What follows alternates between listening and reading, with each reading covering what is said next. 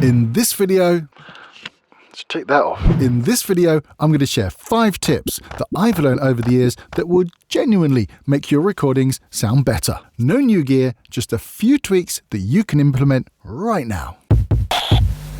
First of all, mic technique. Now, if your audio sounds like you're sitting in the next room or sitting on top of the mic, then you probably need to sort out your mic distance. And this is one of the easiest fixes in the world. Just make sure you're always the same distance from the mic every time you record. So you just find the most comfortable position for you to record in. I can see my script, I can see everything, sitting comfortably, and my mic stays there. Just keep it the same for every recording. Now, for a condenser mic like this, about this far. This is a hang 10. About this far is about right. If you're using a condenser mic, you might have to get a little bit more up close and personal. Now, this leads directly on from mic distance and will remedy any or most problems you have with plosives. Put simply, don't speak directly into the mic, because you'll get plosives. Don't like doing that, it's going to kill my mic. Turn the mic to one side. I've got this at about 45 degrees, so it's just off axis. But make sure that the capsule is still pointing towards your mouth, so it's at the same level and you're at the right distance. This will make sure that the air from your mouth goes past the mic and not into the mic, while still recording all the audio that is coming out of your mouth. This is the reason why you see microphones like hanging at funny angles in recording studios and stuff like that.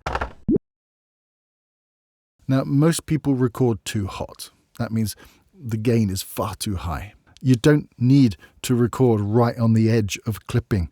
Most mics and preamps these days are very clean, very quiet. It's digital recording, so you can afford to have lots of headroom. So aim for about -12 to -10 dB going into your DAW, and whatever you think your gain should be at, just bring it down a tad just to make sure, and it'll give yourself a little bit more headroom. And this will make all the difference when it comes to editing.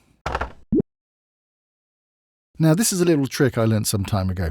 When you take out a breath or a bit of mouth noise, or you want to put space between phrases, if you just delete that piece of audio, you're left with a dead zone. There's nothing there. It's not silence. It's just complete nothingness. And that sounds weird to human ears. You don't want that. So when you start recording at the very beginning of the session, before you do anything else, just hit record and record a few seconds of complete silence. Don't breathe. Don't move. Just silence. Actually, it's not silence, it's room tone. And then, when you need to delete something like a breath or a bit of noise in the background, or you want to put gaps in between things, just copy and paste that bit of room tone into that space. You can make it bigger and smaller as you need. And it will make all your recordings sound much more natural. You won't have to use it all the time, but if you do, it's there.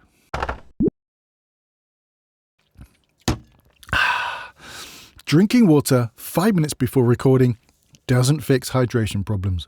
You need to hydrate constantly. The water that you drink doesn't hit your vocal folds. It goes down a different hole. You should have figured that out by now.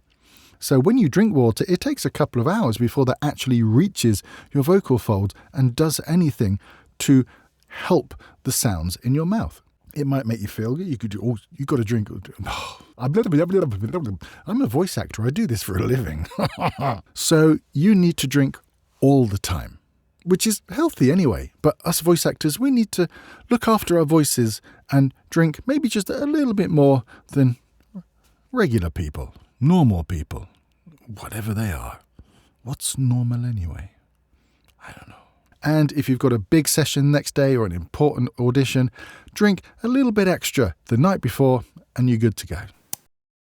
So, keep the correct distance from your mic. Keep your mic off axis.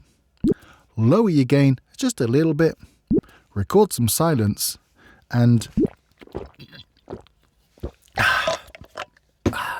5 top tips that have genuinely made my recording sound better and hopefully will make your recording sound better too.